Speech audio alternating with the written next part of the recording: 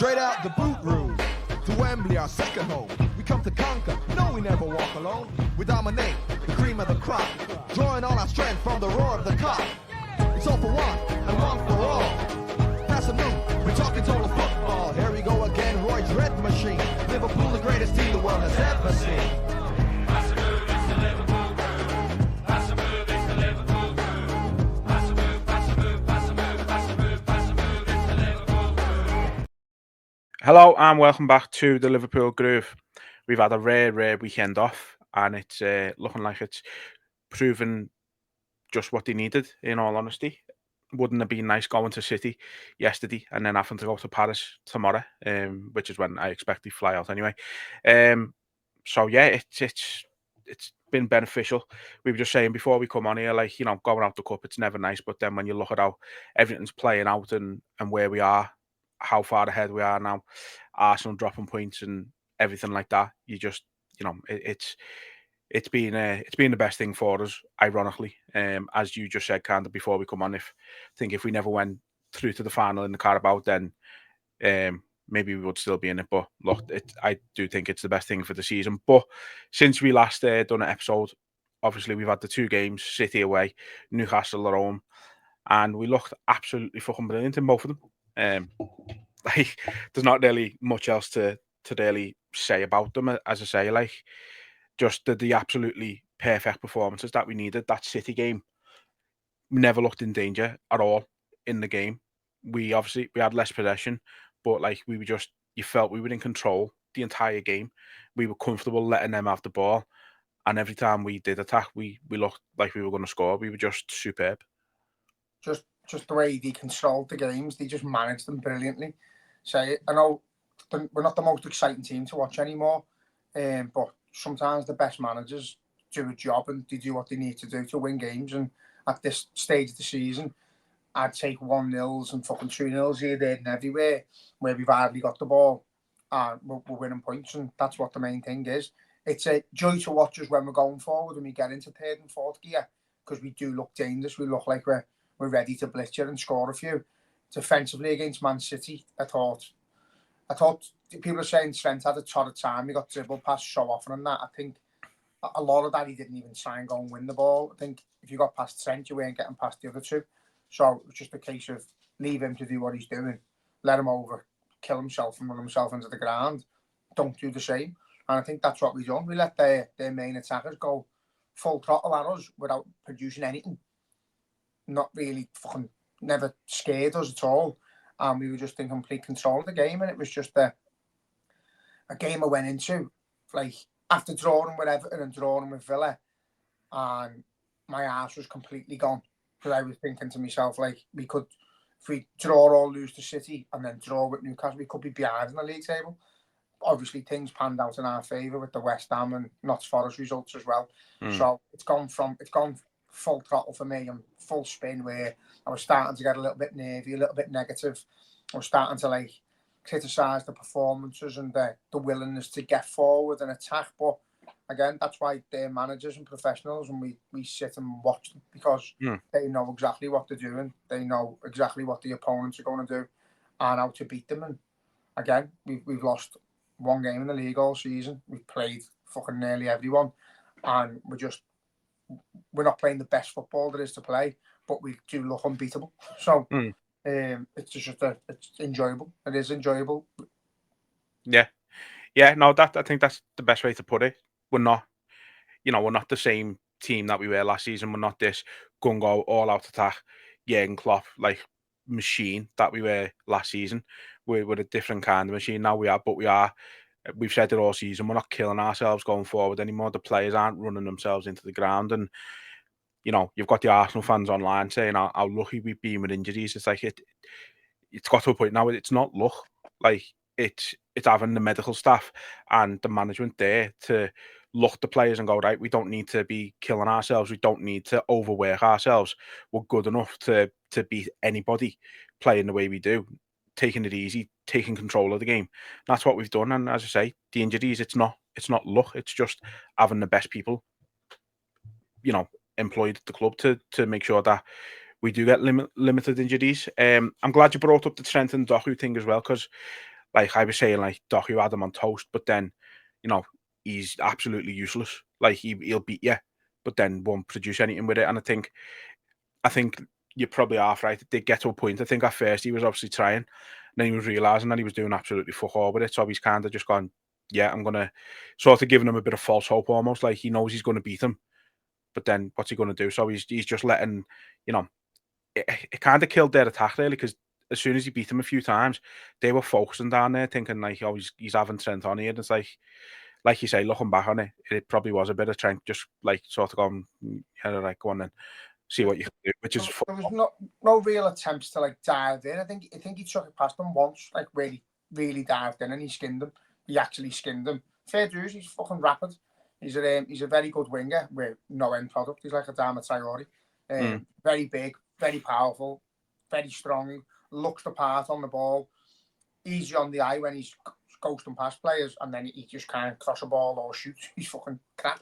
So I think that's what it was. I think it was why should I try and match him for pace, match him for strength, try and be as good as him when we've got these lads behind us? If he's gonna get nowhere. He doesn't even try and get past the rest of them. He's just the end product ends him. So yeah, I think we were just clever with it. I think if he'd have got past us, all of the defence once or twice, that would been a different game. But I just don't think we even attempted to go for it. We just let him do what he was doing and let him hang himself, and that's what he done over and over again. But yeah, just the performance in general, defensively, the way we just looked. We looked happy to let them have the ball, let them stoke it around. And at times I was watching it thinking that's what it's been like for us at times this season, where we need a goal and it doesn't look like it's coming. But for us, they've come in the end. Team just letting us like dictate the play and not letting us in their box. And that's what we were doing to them. And I think the switching tactics of being a bit negative and clever or being gung-ho, I think it's boss in certain games. They're the type of games you don't expect to go out and blow Man City away. You expect them to come out and try and make a statement against you, and you've got to be there ready to catch them when they do, and we did.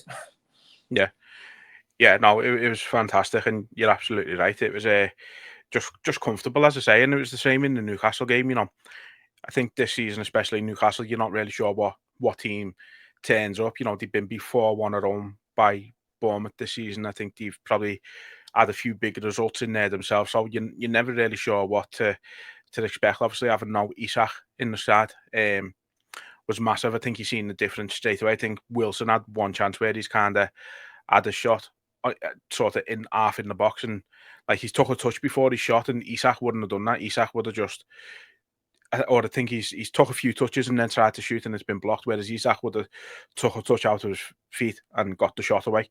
And that's a difference in quality. So like missing him in that game was massive for us. But again, we were just not in any danger, I didn't think. Obviously, I think Wilson got through a couple of times, and Ick Goodison, he was bad in the game, unfortunately for them. But yeah, again, it was very, very similar story in the Newcastle game to the City one. Yeah, again, just in complete control. I was in the ground, like I was pissed off. I thought the atmosphere was fucking diabolical, considering the magnitude of the game. 3 points there after beating City. I thought we had a chance to go and like fucking will the lads on. I was in the absolute gods with all the families of fucking people who've never been to games and that. It was just horrendous by me. But people who were lower down in the cop, in the Annie Road and that, have said it was good. So that's how that main stand is, that there's just nothing reaches you. So I can't say I've had a good atmosphere from up there before, but yeah, it frustrated me, the atmosphere, because I thought that was the one where we should have really fucking got it going. But every game's like that now, so we do understand it. I think if we make every single game feel like a cup final, it loses its power, doesn't it? So yeah, I just thought the performance deserved a bit more from the crowd, but again, people who were lower down said they got that, so that's fine. The way we're playing, the midfield, the work we're putting in the midfield, it's like we're not relying on the strikers to really press anymore, because the midfield are doing that and pressing at the back as well. Yeah, they just all designated a role to graft, and it doesn't look like they are sometimes. they make it look easy, but that Tom Szoboszlai, mate, he's fucking literally everything we wanted, and I'm made up for him. Absolutely delighted. Now, when I see the number 8 shirt, I do go back to them days, and I see him running around and pressing and getting the ball, and he's comfortable. He's shooting. He's confident. He's playing the right passes. He's making the right tackles. He's killing himself for the team. And yeah, if he didn't look like Jesus Christ, you'd swear there was another Gerrard playing. But he's fucking. I love him, lad. I'm made up. I'm made up that little dip in form is gone. Gone forever. But class. Arnie Slot's got the best out of him. The best out of Gravenberch. McAllister's looking like an absolute. Obviously, we already knew what he was going to be like. He's looking world class. Endo, when he plays, when he comes on, you just feel confident that he's going to show the game up. We just boss everywhere. Yeah. Right? Yeah, and I'm glad you brought Szoboszlai up because I was going to bring him up myself, to be fair. Like, I think he's been great all season. I think he's been sort of a bit under the radar. I don't think he's had the sort of acclaim that he's really deserved. As you've said before, kind of like Gini Wijnaldum. A lot of people not really understanding his part in the team until you saw. But he is one of them, and it was the same with Wijnaldum. Once you realise how important he is to the team, you can't like unnotice him. You know what I mean? And yeah, I think the last 2 games in particular, he was just absolutely just majestic. He's an absolutely just sensational footballer. Like I'm in love with him. I think he's fucking boss. He's unbelievable. I'm in awe of him when I see him now, and it's just like he's got everything you want, hasn't he? He's got the looks, and he's fucking stylish, and he looks like he can fucking fly in a tackle. He can cross a ball, pass a ball, shoot, but you need your number 8 to be willing to get it, fucking hit someone. Have the like confidence to have shots at goal when the team aren't scoring. Do the mad things, but work your ass off. And as I say, like he's carrying that number 8 shirt now with pride. And I'm fucking made up for him because that's what they're the early signs. We all called him Gerrard. So I've been at charity dues where you've got John Barnes on stage saying that win the shirt of the new Steven Gerrard. He got that credit from world class players from the past straight away as soon as you come in because it just looked like Gerrard was playing with the big strides and all that. Fucking big boots to fill. Long way to go. But he's his own player. He's making that number 8 role his own. He stands out on the pitch. You can see who he is without numbers on the back, just a stature. He just looks at a proper player, and I'm fucking delighted. But that number 8 role, he's doing every role in the one. He's pressing from our defence, their forwards. Then he's pressing their defence as a forward for us. He's pressing in the midfield. He's winning the ball back off people's toes. He's setting up. He's fucking shooting. He's scoring. And yeah, it's just fucking boss to see. Yeah, it is. He's like I say, he's everything we've wanted, everything we've needed in that midfield, and something we haven't really had for a while in there as well. He's just in unbelievable form at the moment, and you can see the confidence growing because, like you said, he is shooting more. Obviously, 2-2 for him now, which just will be do him the world of good as well. So long may it continue. Like you say, when he first joined, he was getting those comparisons, and then I think he got injured, didn't he? And he never really sort of got back last season into what we knew he could be. And then this season, he's just again. I think it's took him a bit of time to properly get going, but that consistent playing for him, same with Gravenberch, is just like 60 million looks a bargain again now. Like he's already unbelievable. He's earned his money just this season. Just doing what he's done for us this season to give us that belief, and like not him on his own, but the whole team making us dream as much as we're dreaming this far into the season when we thought, top 4 was the hope and maybe get a Carabao Cup. Would have been happy with it. We said that beforehand. Obviously, because of the way last season ended, we knew we were better than a transitional team, and that's the beauty of Jurgen Klopp and the foundations he's laid, because he's left with everything there for Arnie Slot to go and run with it, and that's why we didn't make no signings. The beliefs in these players, the majority of them are world class players. some young players a bit rusty here and there, but the whole foundations laid by Klopp is just fantastic.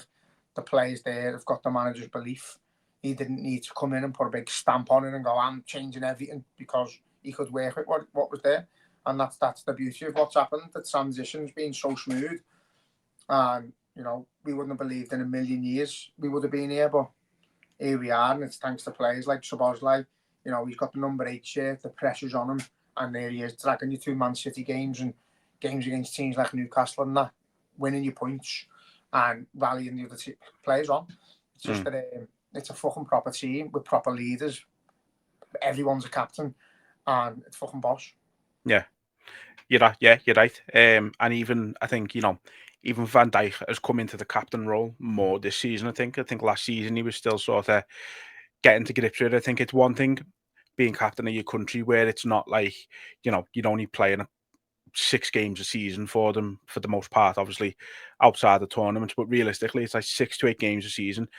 Being captain for that period of time is like, I obviously wouldn't say it's easy, but like it's not as full on as it is being a captain of Liverpool Football Club or any football club, really. And so I think last season he was still kind of getting to grips with it, being captain week in, week out, and now, like, he's just superb, isn't he? He's been brilliant all season. I think he had a little couple of game blip a few weeks ago, but I mean, other than that, he's just been faultless. He's Two people. also added, Sorry, he's also added that bit of shithousey that we've complained we haven't got in the team. He's elbowing players and stamping on players and kicking players, and God knows how he's getting away with it all, but he is.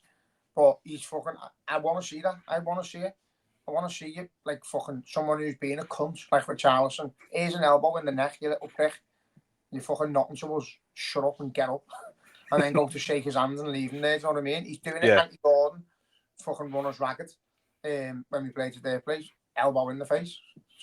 It's fucking stupid with VAR, but you know, I think if I don't think in their head they're playing with cameras, you know what I mean? They're just playing a game of footy, and you see with Anthony Gordon the other day, rage sometimes gets the better of you, and Cunha as well.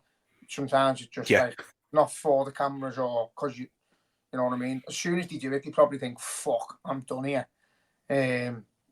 But yeah, I like to see all that, and I think he's got that aura about him again, where no one's going past me, and if they do, you're at risk of getting hurt. So go past me, like the school bully. Don't tackle me, or I'll fucking break your leg. That's what people were like in our school. If you make a show of me, if you take the ball off me, I'll kick you. And so you used to wind him up, didn't you? No, he is. He's almost sort of playing with arrogance this season, like an overconfidence, like because he knows that, like, you know, like he's practically walking against Man City and against Newcastle. Like he's not. It doesn't look like he's putting any effort when you're watching it. Like he might as well be walking around the pitch. Like he's playing with that much confidence and that much, again, arrogance. It is arrogant in a way, but you love to see it. Well, when his form dipped, we were calling it arrogance in a different way. We had a cob on, we're saying it's fucking arrogance. You're not playing well, stop it. That's just him. That's the way he is. I think as a centre half of his quality, if you don't walk around like you're the best, then you start having people targeting you. And you just can't target Van Dijk because he's been, barring 1 or 2 games this season where every human makes mistakes in that, he's just been out of this world again. And I've seen a thing saying the other day about like coming back from an ACL injury and possibly being better than you were before it. And it's a good argument because it's one of the best seasons I've seen him play. I think he has that aura in his back, and you're seeing players scared to go past him again, and you're seeing that little bit of fight and dirtiness in him if they do get past him. So it's a proper captain. And again, I always say I'd rather have like someone who's dead vocal on the pitch as your captain, but he's been that as well. You can hear him roaring when the stadium goes quiet. You can hear him. You can hear him screaming at his team. You can see him willing them on. The way he is with mascots and things like that, he's just carrying the club on his shoulders brilliantly. So I think, he deserves the armband, and hopefully we can fucking time to it for a couple more years. Yeah, hopefully, fingers crossed. I mean, I'm still confident with Van Dijk and Salah, if I'm being honest. Don't know where I'm getting the confidence from at with 3 months of the contract left. Like, don't get me wrong, but I don't know what it is. I've still got that just belief and that confidence that they're not going anywhere.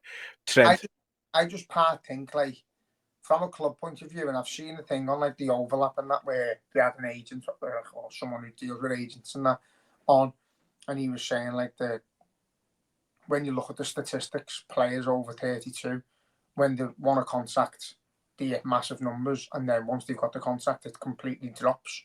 So it's hard when we just say, "I'll just give them what he wants," from a financial point of view for the club. You can't just go, give a 32, 33-year-old 500 grand. But again, there's ways around that. You offer them a decent basic and a massive bonus for every time they play well. And that's the incentive for both then. You're going to pay them for doing well, and they're going to try their hardest to do well. So it works for everyone. So that's the contract you should be offering. Yeah. 150 grand a week basic. If you don't play a game, you still get 150 grand a week. It's enough to live off, innit? If you score, you get 50 grand. Score 2, get 100 grand. Set up 1. Do you know what I mean? The same with Van Dijk. Every time you get a clean sheet, for every 10 tackles you make, just put bonuses in galore, so they can hit the 500 grand if they play well. If they play well, we win trophies. So you're not losing anything. So yeah, I think with Trent, I think the hard part for us with Trent is that if you offered us all 3 of them, we'd all say, fucking yeah. No one's going to say, I want Trent to go, unless they're just bitter and lunatics. But out the 3, I think the ones who've done the most already is Salah and Van Dijk. I think the likes of aura and the presence amongst the squad who carry more is Salah and Van Dijk. I think Trent, if Trent would have said at the beginning of the season, listen, this is my last season, I'm going to move to Madrid, I'm going to give everything for the club, everything for the shirt, I've won everything, I want to move on, I want to be with my fella, Jude, we want to live in the sun together, that's fine. We'd have just went, go ahead, and we'd have had us back, because he's told us, letting his contract whittle down. At that point, if he'd have done that, we'd have been saying to the club, well, you sell him and you get fucking 50 mil for him now, or you let him live the dream, have his final year, hopefully win trophies with Liverpool again, and then fuck off into the sun. But I think it's a problem from all aspects of the situation. I think it's a problem from our point of view, problem from his point of view, just all being handled wrong. But I don't want to see him go, and I'd love it to be the one. I'd love him to sign, but I just can't see it. But again, we've made our mind up based on what Real Madrid do. Loads of media, loads of outpours of shite, and we've bit it all, and loads of fans have turned on him.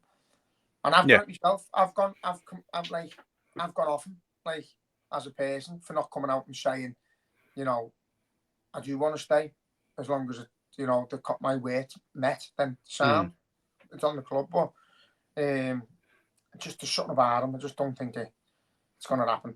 No, and that's my thing. Exactly what you've just said there is exactly the same for me. So yeah, he's the one. Like, I think everyone would say the same. If you sort of had to lose one, it is probably Trent. You're saying, all right, yeah, thanks for your service, but see you later. 2, you can't be losing someone like Salah and someone like Van Dijk when the 32, 33 and still playing at the level they are. You can't lose them. So yeah. But let's not go into that because it'll fucking depress people probably. 2 people I did want to just talk about from the 2 games who've been hit and miss this season. One of them more missed than hit, if we're being honest. But Andy Robbo, I thought the last 2 games was very, very good. Looked like the old Andy Robbo. Just looked unbeatable on that, on his side. I think he was absolutely fantastic in both games. Not jinxing it. I'm not jinxing it. Last time he played well, I said he might be back, and now I'm not saying nothing. Yeah, it was incredible. He was brilliant. And again, these are players that have given fucking heart and soul to this team for fucking years. And some people are dead quick to go, we need to replace, we need to get rid of him, fucking get 5 mil, get someone in. No, you need the experience. So I've said before, if you're going to get rid of a left back, you get rid of Simicast, who's still got years ahead of him. And you have Robbo in as the Milner, who's going to be around the squad. He's the joker. He glues everyone together. You can't lose players like that. You just can't. So, yeah, I'm made up to see him starting, made up to see him doing well. You can't ever knock his desire, or No. you can never ever say, do you know what, he hasn't give everything there. And I've said the argument so many times about him and Trent, how that works as like as mates when you can see one killing himself to get back and one jogging. It's got to, that's why I say it's got to be a systematic thing, because there's no way your fucking opposition fullback is going to be just fucking not on your back if you're not doing the same work as him, because it kills you. So, you know, when you can see them goals because players are jogging and you've given everything for 90 minutes for fucking 8 years. So yeah, I'm made up that he's playing well again, and again, leader, potential to be captain, and again, he's another player I'd love to see win more titles. Yeah, absolutely. The other one who again has been hit and miss this season, and he's one we've brought up quite a bit on here, saying the exact same thing about him is Kanate. He's having his run of games where he looks world class, unbeatable, unbelievable at the moment, and then we just need him to carry it on. But again, he's one of them who, because he hasn't got the best injury record, he'll get injured and then he'll drop out the team. Obviously, he'll come back in and it takes him a few games to get up to speed. But because he does get these niggling injuries throughout the season, it's like it's so hard for him to maintain that consistency. But when he does, when he plays like 4, 5, 6, 7 games on the spin after he's come back from his injury, got that little bit of shit out the way for him, he's brilliant. And I think, again, Newcastle and City, I thought he was absolutely unbelievable. Yeah, and to be honest, lad, I'm not jinxing it either, because I've said the same. Every time I say he's going to be fucking boss again, he goes shit. But I've said before about whoever plays on the right, like, struggles, whether it be Matip, Gomez, Quansah, Kanate, every one of them who plays on the right with Trent struggles because he doesn't offer any help to the back. So it's hard for them, and I'm not blaming Trent for that, because obviously I've said it must be something to do with the system. But since Henderson left, we haven't had anyone who comes across to that right to just cover Trent. I don't think that was a Klopp, Henderson and Trent thing. I think they just agreed that when you fuck off up, you're better than me, so I'll sit in. Yeah. I think that just worked. I don't think anyone else does that. It doesn't happen. But yeah, Kanate come out and was saying about, we were like ridiculing him over him going on about playing with no knees and that way. I'm giving me life for this club because I've got no knee and I'm playing anyway, taking injections and that. But lad, it can take its toll. It can. Yeah, it can, of course it can. Again, when he's on it, and him and Van Dijk are on it together, there's not a better partnership in the world. There's not a better centre half than either of them in the world. There isn't. When Kanate's on his game, mate, he's fucking colossal. He's brilliant on the floor, brilliant in the air. He's brilliant like on a one-to-one when you want a fucking got an attacker trying to run in behind. He's fucking rapid. He just gives everything, and then you get him on a dodgy day, lad, and he's just sackle. So yeah. Again, he's still only young, isn't he? Say about 24. 24, 25, I'd imagine, yeah. So, you know, he's got years and years left in him.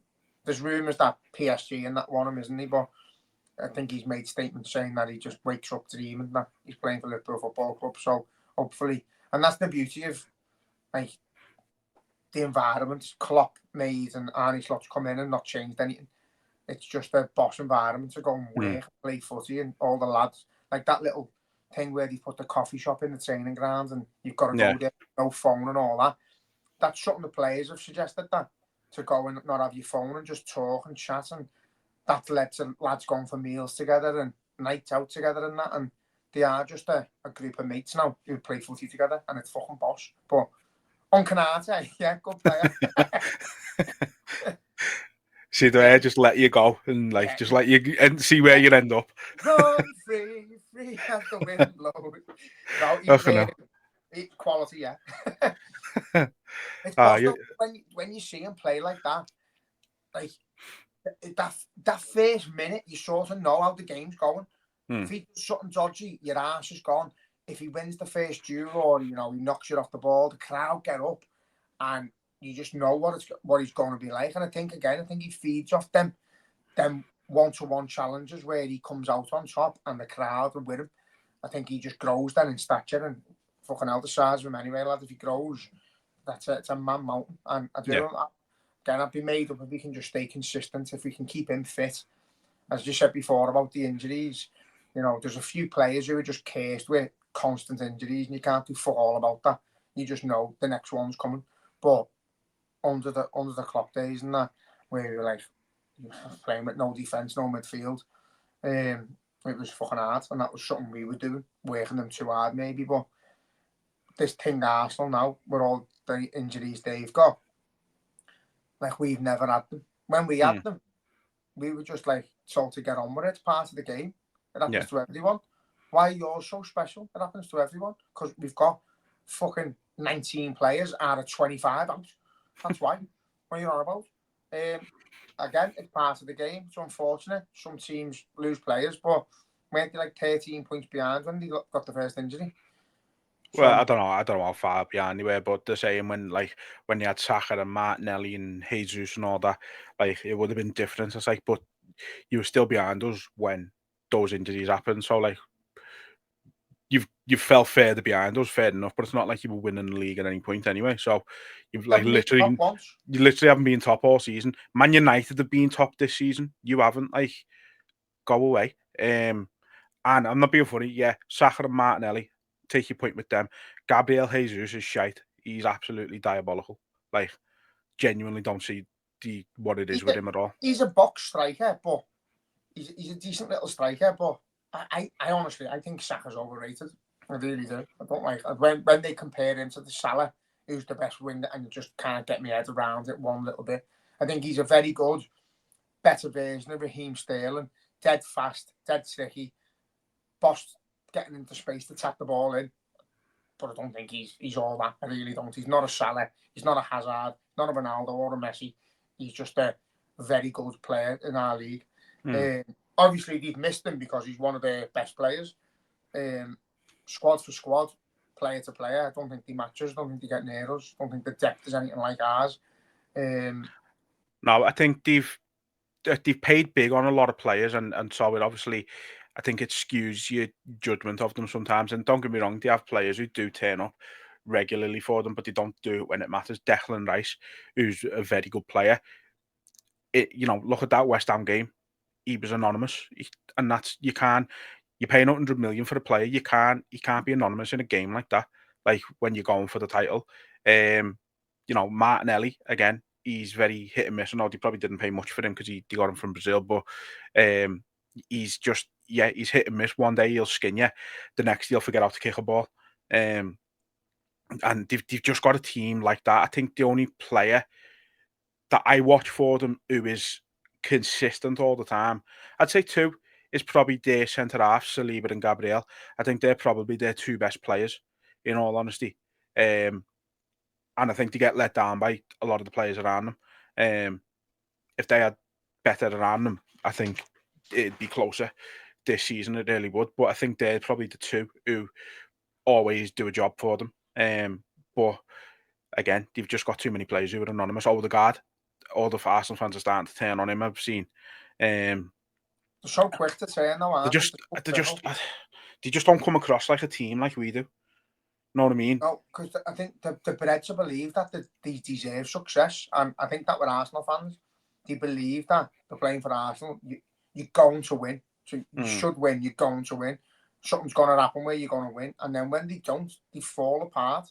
The fan base is fucking crackpots. Honestly, it's all come from Arteta, though, hasn't it? Like Arteta's made them unlikable. They've got the arrogance of a Man United side in '99. Got the arrogance of a team that wins trophies. They haven't won fuck all. You know what I mean? They've won one FA Cup. Yeah. An hour long. With Unai Emery's team. I know. So it's one of them. They haven't done anything to merit this arrogance. Like even us, I don't think our players and when we're playing games, and I don't think we come across as arrogant as them. I think like when we win games and you see us celebrate, I don't think we celebrate as hard or as daft over as the top. Arsenal. Yeah, it's just crazy. It's like every game's a big win.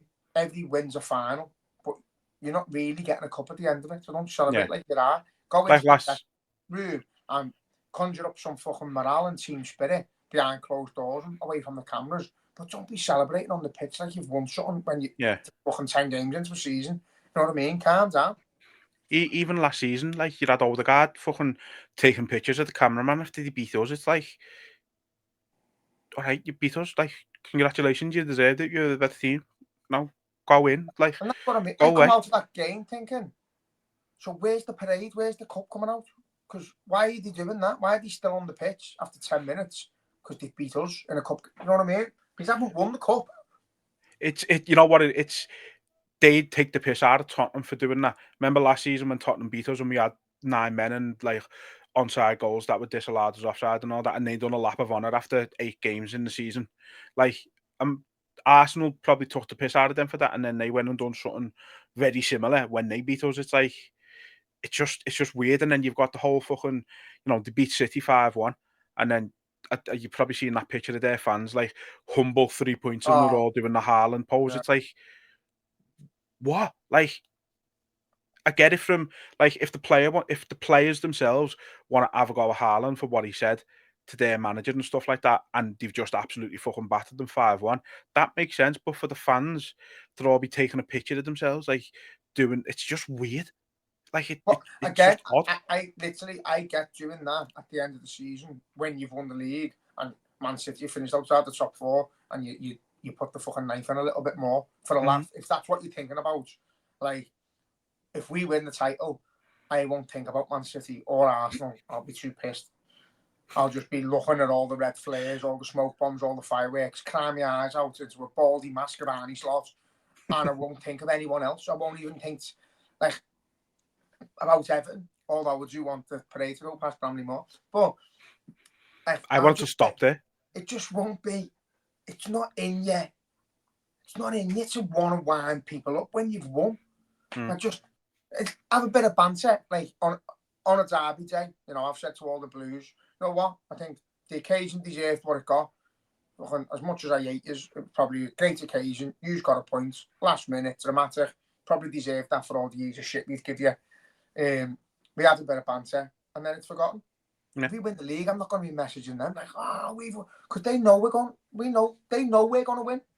Other teams know we're going to win, so we need to like bask in the glory amongst ourselves, not amongst anyone else. You know what I mean? Just enjoy it amongst us, and that's what it's all about. The media will rile all the other fans up. That's fine, but we don't have to engage. I keep looking in that corner, and it's glistening and biting, lad. I know, yeah. No, it is. It's just the odd mentality. Yeah, lad. I remember when I ordered that thing. I was in the supporters club, Liverpool United, Salah top off, Alisson to Salah, and it was on Amazon. Like, that's it. Bye. We're winning the league. I'm still not there yet to get the second one, but I fucking believe. I think it'd take World War III, which is fucking got a fucking chance of happening, to be fair. Yeah. And I think every other supporter in the country would will it on because they're fucking backwards like that. But yeah, I think it's going to take something catastrophic to stop us winning that league title. I'm never 100%. I'm never 100%. I've sang it. I said I wouldn't, but I've sang it. I believe we should sing it. I believe we're going to do it, but you never know. And I just think after that turnaround in that 1 week, I was here with my mates. We just do whatever and was fucking. That didn't bother me too much because it was the game in hand. So it was like, so many points ahead. Just don't drop anymore. Go to Villa, end to end. We could have lost the game, so I was frustrated in that. And then you just think, Man City, they're going to have a fucking fire inside them. They're going to be out the Champions League. They're going to want to kill us. They don't want to hand us the league title. They're going to come at us with everything they've got. And that wasn't enough because they did. They tried. They didn't bend over for us. We were just too good. And then you get that belief. You see a performance like that against Man City, regardless of them struggling. It's Man City. It's Pep Guardiola. They don't want to hand us a league title. They were going to give everything, and they did. And to just see us take the zest out the game and just dictate it and control it, and then play Newcastle and do the exact same. Who again, Newcastle's never an easy game. We've had nervy games with them since I can remember. Always been close, fucking hard for wins most of the time. To come out of them 2 on top you'd have took 2 points out the other two. So, yeah, fucking happy days. I'm ready to go.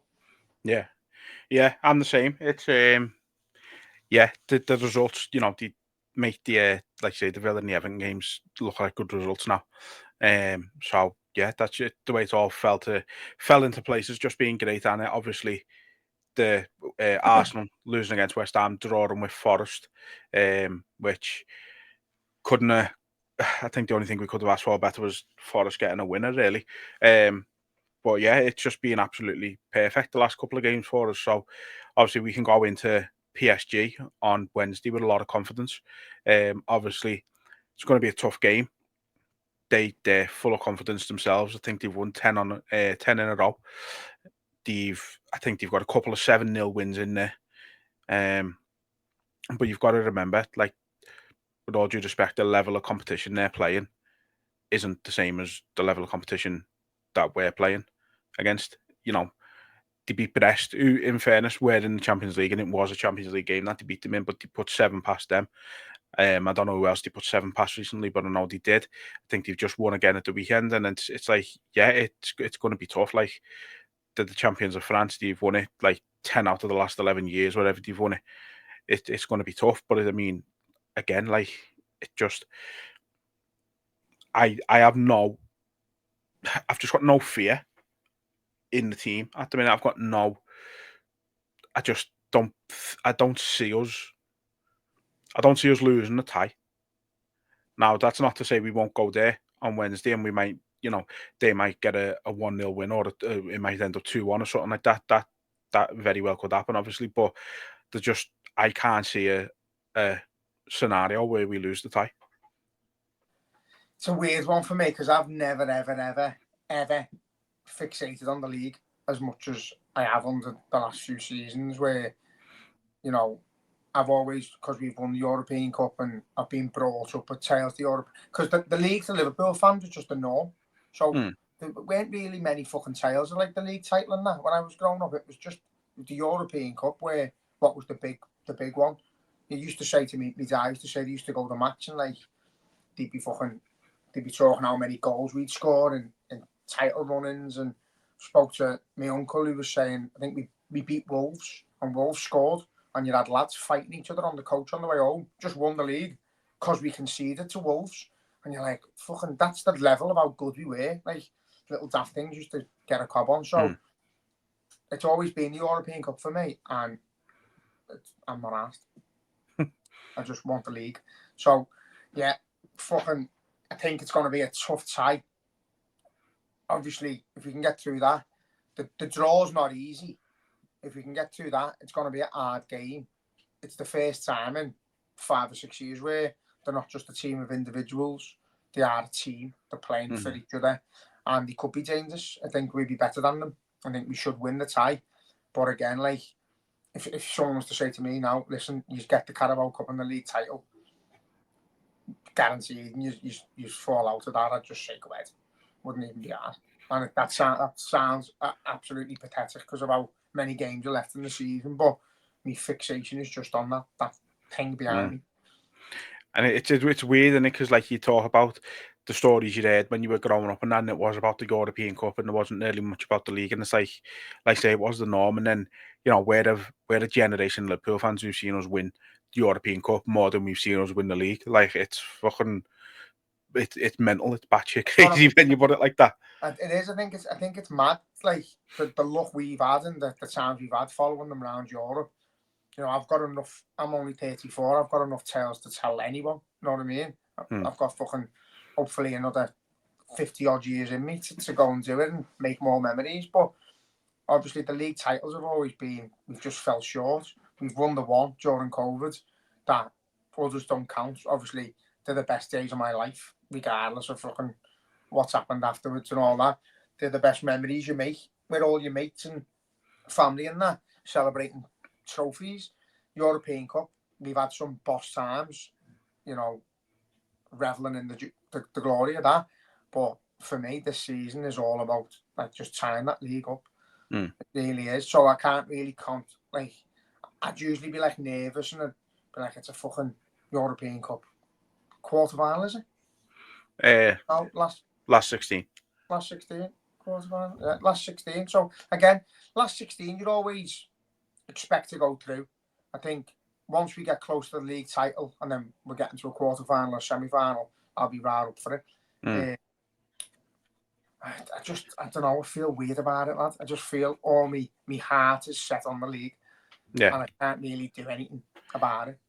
Yeah, no, I know what you mean. Like, I think it's just the fact that obviously, like this time, if we do win it, we'll, the fans will get to be in there. We get to lift it in a full stadium. We get to have a parade after the last game of the season and all that. And it's just like this feels more real.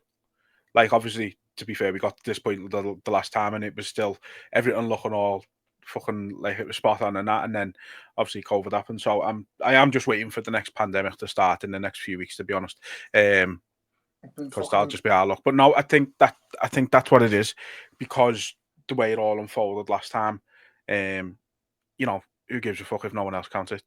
The record books count it, we count it, and the league was wrapped up before COVID even started. So who gives a fuck? But it's just different. I think that's what it is. I just want it wrapped up. I just want it done. Yeah. I just want to confirm, that we are champions. And it's still fucking hell, lads.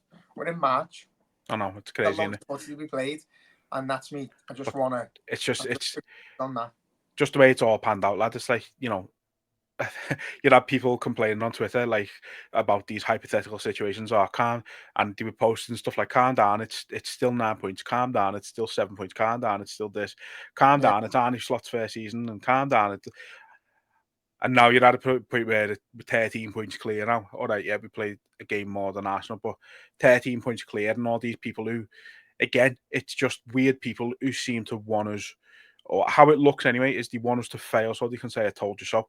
Yeah. I don't understand those people. Like, if you've got a problem outside the house, they're mentally ill, they're fucking doomed for life, they're pointless. It's just mad, lad. It's like, be against the owners all you want. If that's what you want to do, be against them. But like, don't be against it to the point where it like alters your way of watching football, your way of watching Liverpool. If you watch Liverpool hoping that we do bad, so FSG eventually decide to go, you know what, I think we've had enough, let's fuck off.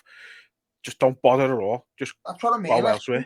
Who can be unhappy with this season, regardless of signings, regardless of contracts? At the end of the day, when it gets down to, when it comes to May and we're all at the pier head and the announced Salah and Van Dijk are gone, we'll be gutted for 5 minutes and then we'll open a can and then we'll be watching the bus go past. You know what I mean? We'll be fucking, it is what it is. We'll be made up. It's part of football. It's fickle as fuck. We're not here for players and managers and owners. We're here to enjoy moments with our mates and fucking support the team. Whoever's wearing the kit, whoever's owning the club, whoever's the fucking manager, we get behind them until they do something drastically wrong. And that's what enjoying football is about. It's not technically about what's fucking happening there on the pitch. It's about what memories we're making with the people around us and how we enjoy it. If you want to enjoy it in the house on your own and fucking talk to the telly and shout at the telly and will them to win, then you do that if that's what you enjoy doing. But sitting there and willing us to lose to be able to go on social media and go, told you, it's fucking weird. And that's why I said to some lad today, you bounce into any pub in Anfield on a match day and spout your shit and you'll get fucking tipped upside down and you get punched in because there's no need for the negativity. I don't get it. I don't get it. See that one I commented on, and it was like, he'd put something in there like, it's boring now we're top of the league. It's like, what? Just look the words you've just typed on the screen. You've just put them out there and went, yeah, that's sound that. Yeah, like, boring because we're succeeding, which might mean to the owners and the manager going, you don't need as many signings as we thought. Oh, fucking hell. And that's the problem. Like, no one's going to... We should be adding to a successful team every year, no matter what, even if it's one player or two players. But that's not the way we've done things, and we've had success and we've been all right. So I'm just not interested in signings anymore. It just is what it is. We've got no control over it. If we lose 3 superstar players and we sign no one, I get it. meltdown galore. There will be protests and all that, but it's never happened. It hasn't happened yet. You know what I mean? People saying we've made no signings. We overhauled our whole midfield. Yeah. We've got a brand new midfield starting for Liverpool now that hadn't played before fucking last year. Do you know what I mean? So we've done business. We've signed Diaz to replace Mane. We've signed Nunes. We've got players in. Do you know what I mean? Yeah. We've got Jota in. Players have come and gone, and players are still coming in. And I just don't. Anyone who's got a negative word to say about this team at the moment just isn't a supporter. And that what you were saying then about fans who go, "Oh, we're top Reds.